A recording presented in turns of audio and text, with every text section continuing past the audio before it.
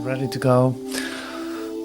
Thank you so much for joining today in the Center of Love meditation. And today we use our dear friend Rumi for one of his poems to inspire us in the meditation. That's great. Now he uses a language, and this is of course translated into English. He's coming from the Persian Farsi language into the English language, and then translated back into French, for instance. That's what we listen to today too. Now that's only the form of the language. The form of the language is one you need in order to know which words are spoken. Excuse me. So the underlying meaning of the words, or the actual language in which it is spoken, is has nothing to do with the words, of course. This afternoon, some comparison came up for me to as an example of that. For instance, like we say in the New Testament. We just read this in John 6. It's like the blood of Christ, the bread of Christ. Now, if that would be a literal thing, that you would eat and drink that, it would be cruel. Or thinking that you need to sacrifice that, or I don't know what twisted idea you could have about it. Which is actually still performed in the world, but it has nothing to do with the real meaning of it. So if you see that the language in which this is being shared, and this is the same, abstraction as that Rumi uses, is in fact, the wine is not wine. It's not blood. It's not the same as the love. Love is not the love that we think about, man and woman, or man and man, and woman. Who knows what variety you can come up with, but it is the essence of it. So it's like the essence of it. It is the light that is behind it, and this is good to know, because otherwise you're going to take it literally what's being shared. And the same with the blood and the bread, it would be cruelty. I recognize an old memory of myself, like sitting in church and eating the bread, eating the body of Christ, and thinking that's a very cruel thing to do. I never had a really good feeling with that. Like this cannot be it, really. And so it isn't. So that's the great part of this. Then if you recognize this bread and blood to be inspiration, and then suddenly it becomes like, as in a metamorphosis to a whole different realm of experience. This is the realm of experience that you need in order to make any of this what is being shared here in the Rumi poem. Say, Rumi was a master in expressing himself in this language because he was in the experience of that. And it is in fact a reference to the only reality that is there. If we confuse this, of course, with our daily life too. We think that we need to present ourselves in a certain way. But what is that but a fake identity? Well, the essence of you is an absolute immaculate beauty and perfection. And you have made a substitute for that, recognizing that you can, in fact, die into that, which would not be an actual physical death of anything. No, this is another abstraction to allow a change to occur in which there's a metamorphosis where you come into the realm of light instead of the realm of matter and drama and all of this. Now this reaches very far. Having had some deep experiences of forgiveness, in the last couple of days, like really beautiful, deep experiences of forgiveness, seeing that we talk about changing of mind, changing your mind. You experience that in different ways all the time, but it's like the depth in which actually that takes place would offer you immediately the total different experience of yourself, in fact, out of time. So this is what I experienced myself. It was like this situation, looking at it, being in the middle of it, coming into an actual sense of death, of rebirth, you could say. This rebirth is not a transition into something that just looks the same. No, it is literally a transition into timelessness. And what I mean with that is this, is like suddenly you recognize that your only way out is literally to go up and out, like out of this time-space continuum definition, out of this limitation of disease, disaster, and death, out of this idea of having to forgive someone or staying in a practice of forgiving while still letting it play out in a third dimension. Like now this transition, this change of mind that is occurring is a total shift out of this. It is getting you out of this. And this is what you experience. And this is what you were afraid of to happen, because you wanted it to be resolved and still be in the situation. And that was an impossibility. Now you might think of that a little bit. It's like forgiveness is not forgiving it to stay in the same situation or to stay in the same realm of experience. No, in fact it isn't. It's like you recognize there is nothing to forgive. If I had to forgive someone in time for what I really think he has done to me, that would be totally impossible. It would never happen. You're not going to give that up.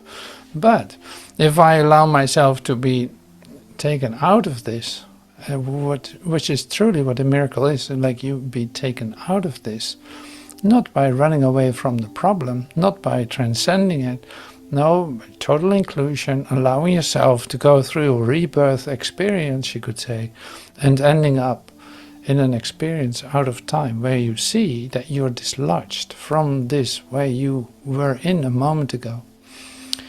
Having a totally different experience of freedom where it actually can be experienced. And yes, I'm still walking around in space and time, but my experience of myself isn't the same anymore. It's like, no, not regarding this where I was in a moment ago. No, that was, released. That is healed. That is gone. And when it is gone, I have an experience of its goneness. And not as a memory of, oh yeah, that happened then and blah, blah, blah. It's like, no, I'm not even able to get back to the feeling I had a moment ago. It's completely transformed into a whole different experience for myself that has nothing to do with time and space.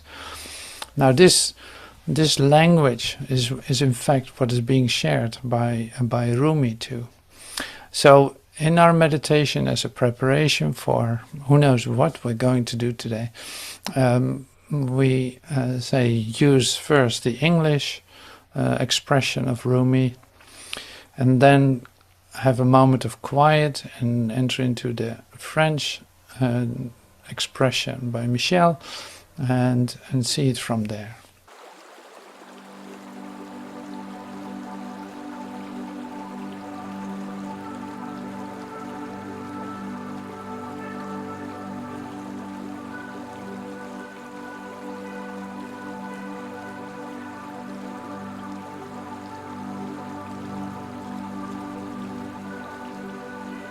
All through eternity, beauty unveils his exquisite form, in the solitude of nothingness.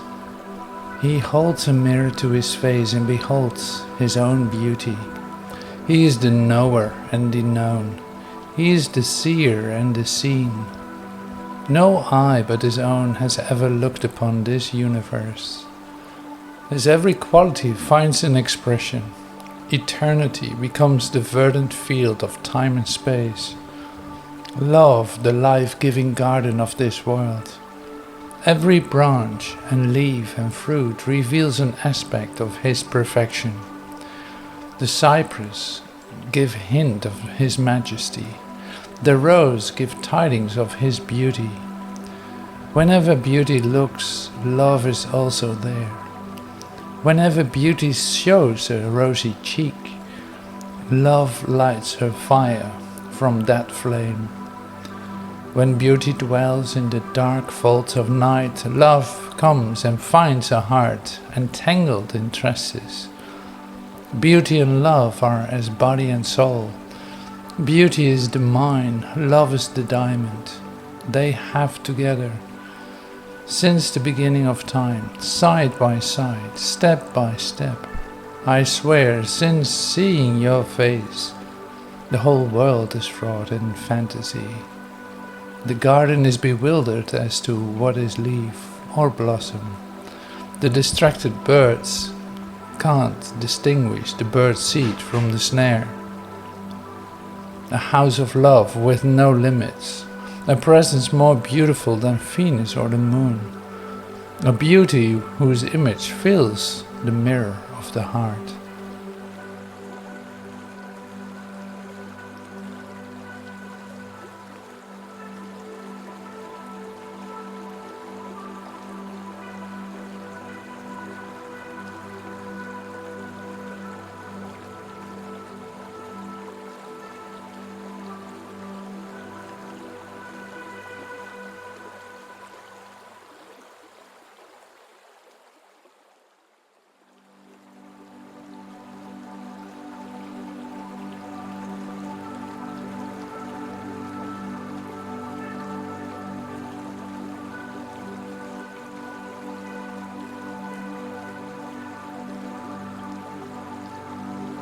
Tout au long de l'éternité.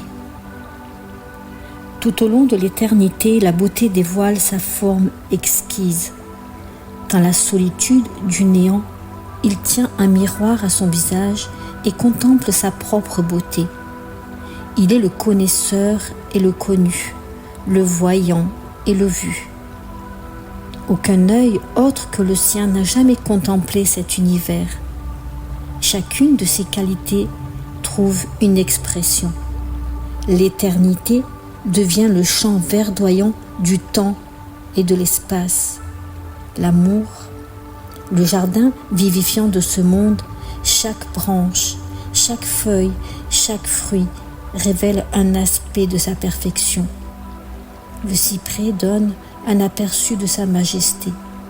La rose annonce sa beauté. Chaque fois que la beauté regarde, l'amour est aussi là. Chaque fois que la beauté montre une joue rose, l'amour allume son feu de cette flamme. Lorsque la beauté habite les plis sombres de la nuit, l'amour vient et trouve un cœur enchevêtré dans des tresses. La beauté et l'amour sont comme le corps et l'âme. La beauté est la mine, l'amour est le diamant. Ils sont ensemble depuis le début des temps, côte à côte, pas à pas. Je le jure, depuis que j'ai vu ton visage, le monde entier n'est qu'escroquerie et fantaisie.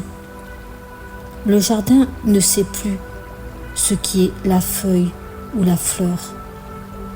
Les oiseaux distraits ne distinguent pas la graine du piège.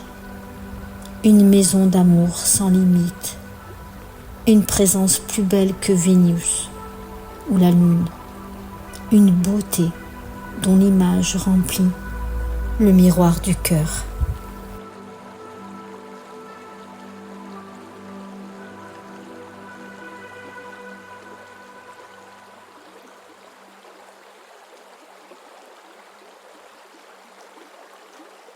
Thank you so much for joining in the meditation.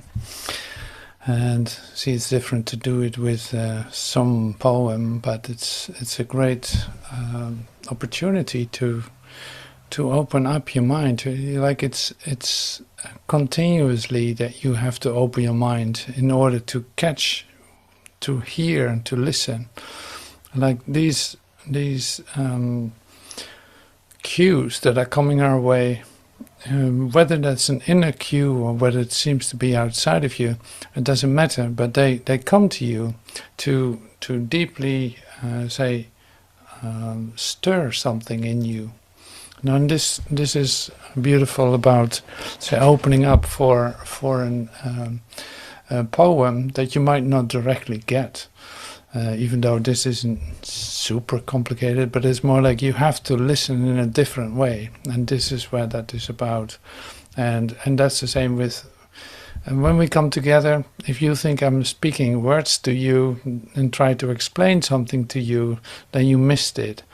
So what I'm offering, and that's actually continuously, is having a different experience of yourself altogether, not just a little bit.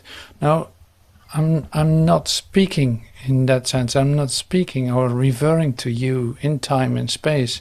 No, there's a place in you where that dissolves, where you can allow yourself to fall into, you could say, to experience something else.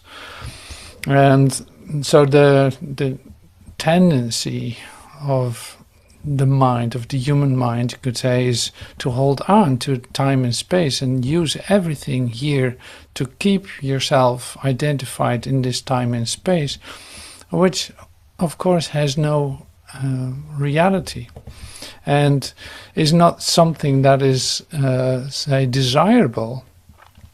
You just think it is. So it's not desirable because it isn't real. It is fragmented. It is distorted. It is completely illusory. So it only exists by you giving value to the ideas that you treasure. Like you see them because of that, not for any other reason. If you give that up, there's an alternative available, like immediately, and that's the beauty of that's the challenge too. In order to teach this, because what can I do for you? It's like I cannot open your mind for you. I can invite you to do that, referring to my own beautiful experiences of entering into a whole different realm altogether. A realm of experience I'm talking about. Now, I give you the choice in a certain sense of which level of experience are you choosing for? Like, what is attractive to you? Do you want that experience of human life, human limitations, distorted relationships, endless procedures of what appears to be forgiveness, disrupted trust, you could say, everything is disrupted. Like, who isn't there without a trauma of some kind? And because it is an unnatural place to abide. It will always be traumatic. Look at the first breath you took when you so-called were born. That was a traumatic first step into time and space. Welcome here. Here's the oxygen that burns your lungs. Here's the coldness. Now you have to keep yourself warm. Hopefully your mother will do that for you. Like this it's an absolute vulnerable story of separation. You come into this world and you're kind of completely dependent on everything around you, and then you're taught not to do that, not to be dependent on anything, to do it all yourself. And this continues, and you grow out to an identity and try to work it out, and it fails. And or maybe you're very successful, which is the same idea as a failure. It's like it all comes down that it's the same. All the differences that we're looking for, all the differences we want to make, in fact blend as one. What is the difference between sick and health? What is the difference between rich and poor? It is the same idea. It's the same duality where you can experience it. Now that whole realm in which you find yourself then, you perpetuate it by your validation of it, by you giving it value. But it dissolves as soon as you allow a new vision to come to you. And that isn't hard. It is just a matter of stepping into that, allowing that to occur. And at the same time, of course, letting go of the ideas that you valued before. Like the ideas will be there, but your value will be undone in your release of it. And this gives you immediately an experience of happiness, of release, of freedom, of fulfillment, and all this. It's like it is immediately given to you what the substitute is. So this is the same as when we listen to the poem or when you listen to the music. Like, this is not to stay in time and be entertained with some music. Now we use all of this just to come into an experience of out of time, light, love, extension, unlimitedness, and all of this. It's like the music is not going to do that, but your purpose of using everything, in fact, to recognize this place for what it is, and say metamorph into or undergoing a transformation of mind in order to have an open mind instead of a closed human mind. Now this is where this is about, and this is what is happening with you when you are exposed to this. And this is the word, like an exposure to light. It's an exposure to love, to extension, to letting go of the human laws, of the human social laws, the human financial laws, the human medical laws, the human justice laws. We're seeing that for what it is. It is a description, it is a law for time and space. So you can't avoid it being part of it in that sense. We're not going to ignore it. We're including it in, but also seeing that it has nothing to do with your reality, and it is only a setup to in fact, to bind you to this place, but it doesn't bind you.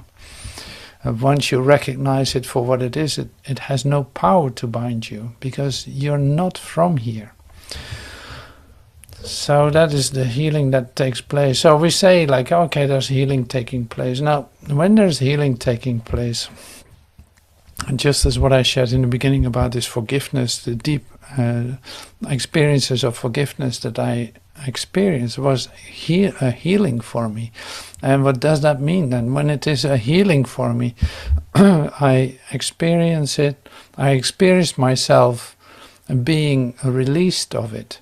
And being released of it is releasing it, letting it pass, so to speak, but coming into a different experience of yourself, allowing that to occur as an timeless experience of yourself. Like the quality of the experience changes, and that is the offering. Then healing took place. If I'm still circling around in a three-dimensional experience of myself, in fact, nothing happened.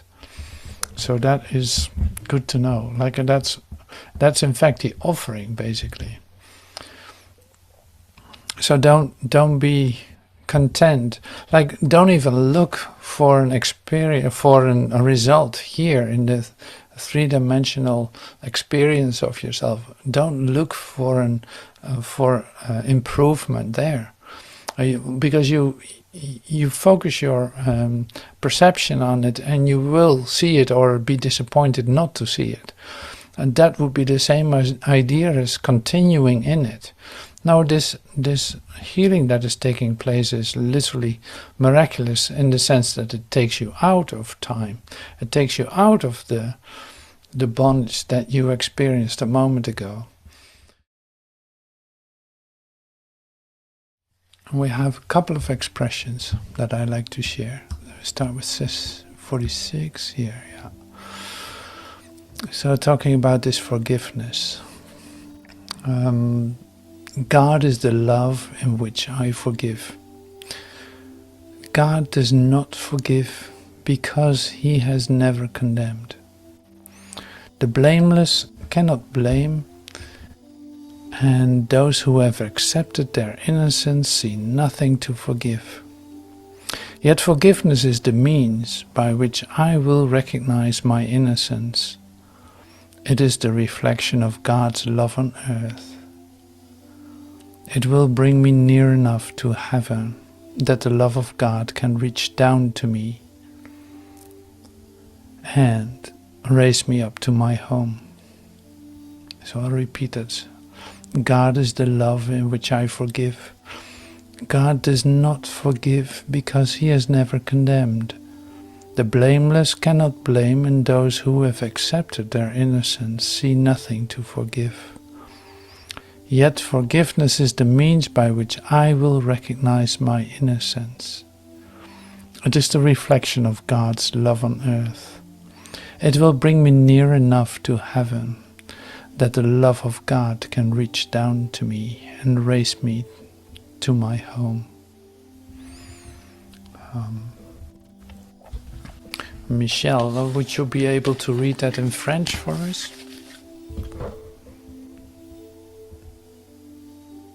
Oui. Ah, wonderful. Thank you. Dieu est l'amour dans lequel je pardonne. Dieu ne pardonne pas parce qu'il n'a jamais condamné.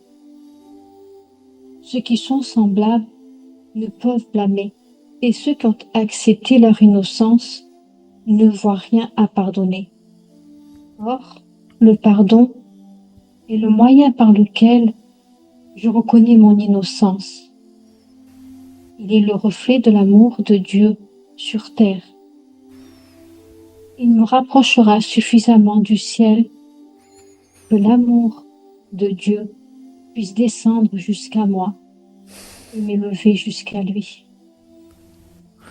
Dieu est l'amour dans lequel je pardonne. Thank you. Merci beaucoup. Yeah, so this is so great. It's so beautiful. See, this is an actual occurrence. So I'm just getting out of this for a second. So I wanted to bring that in because of the experience that is available for you. You know, that is the beautiful part. It's like, this is real. This is not just words telling you how the procedure will go, and no. Like, no, that is not the thing that's happening here. This is an actual experience being offered. This is it literally is what it says. It does what it says. If I do that, then there's a possibility for me to be lifted out of my situation and experience the love of God. That is real. That's an actual experience available just by doing it what it says. Just by doing it. Just by doing it, following the instructions that are given. Just that. The so-called reward is recognizing your innocence. What is that? Is that a superficial recognition of, oh, I'm innocent? No, it's not. No, it's not. It is a total experience of your innocence. Like, how much do you want of it? And this is the question. How open, how quickly, how open can you open your mind for a total experience of your innocence? Like, this is the training that we do. The mind training is not to learn not to fall into traps in your daily life. No, A Course in Miracles or any spiritual path with any spiritual path would direct you to a total experience of something that wasn't there a moment ago, but suddenly comes into your consciousness. Like it's a total experience of innocence. Imagine that by you forgiving, by giving up this little, tiny little thing in time and space that seems to bug your mind, like this little bug in your mind, by releasing that little bug in your mind, that the love of God can finally reach down to you and bring you home. What would be your resistance to that? What is wrong with that?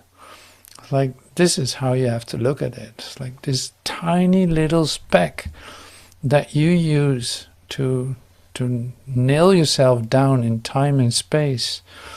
You think it's not worth giving that up in order for the love of God to literally come down to you and lift you up into an experience of heaven? Are you that attached to hell and limitation? Seriously? I don't think so. I don't think so. I know you better than that. This is not what you're looking for.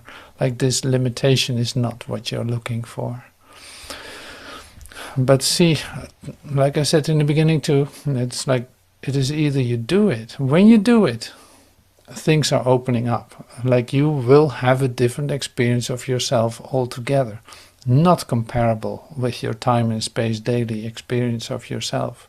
No, you're going to recognize that you are being brought home, that you're literally lifted out of this. That is the occurrence. In every lesson that is in the Course in Miracles, or like in any lesson, this is in fact being offered. Not directly if you follow the words, not directly if you think the words tell you what it is, but if you go beyond the words to the essence of it, the pure light that is in it, it is immediately the key to be set free out of any limitation. It's like the catalyst. It's a key. It's a catalyst. So suddenly, there's an enhancement and speed up in this miraculous alchemical reaction, and suddenly you experience yourself as something else. It's a real quantum leap into a different experience of yourself. Okay, we continue because I've a couple of expressions in, and then we'll see what happens. Oops. So 48. There is nothing to fear. And this is like so comforting. There is nothing to fear. How safe the world will look to me when I can see it.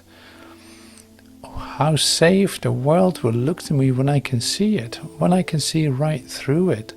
It will not look anything like what I imagine I see now.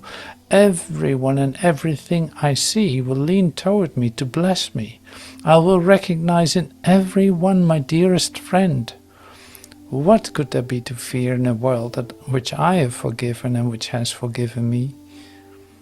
Like, there is nothing to fear. How safe the world will look to me when I can actually see it. Yeah, it's so lovely. So Michelle, do you want to read it in French too? Oui. Il n'y a rien à craindre.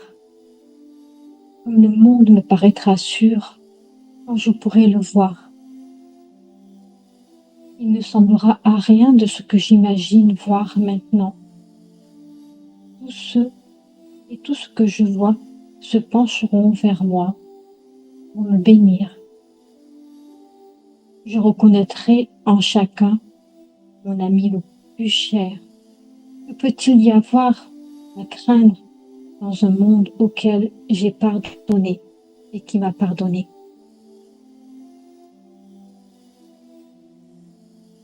Il n'y a rien à craindre.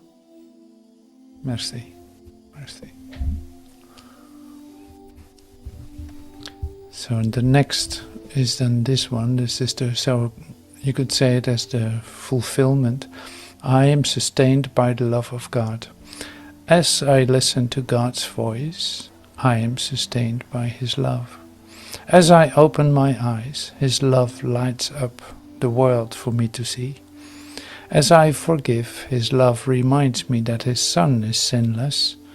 And as I look upon the world with the vision He has given me, I remember that I am His Son.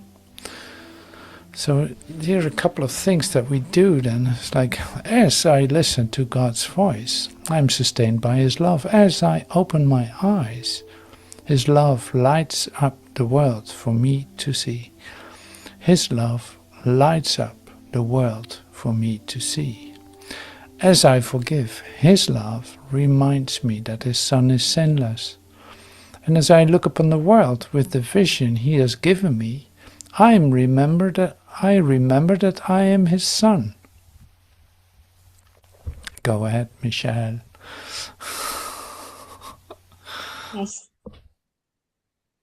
Je suis soutenue par l'amour de Dieu. Comme j'écoute la voix de Dieu, je suis soutenue par son amour. Comme j'ouvre les yeux, son amour illumine le monde pour que je le voie. Comme je pardonne, son amour me rappelle que son Fils est sans péché. Et comme je regarde le monde avec la vision qu'il m'a donnée, je me souviens que je suis son Fils. Je suis soutenue par l'amour de Dieu.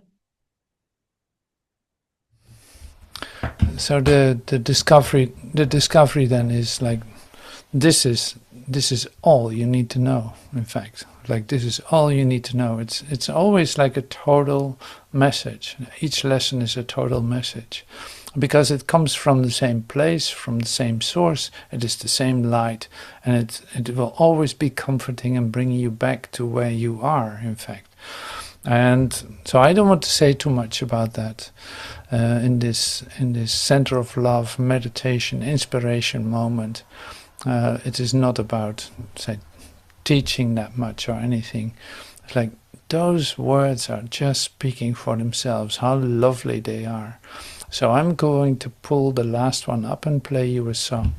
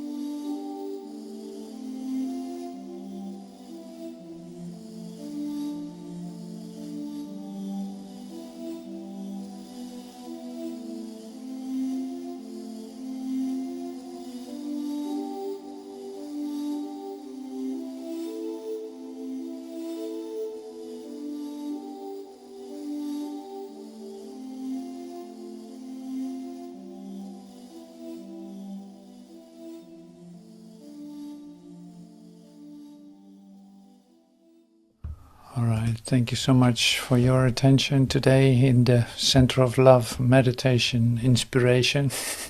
You have to find a name for it.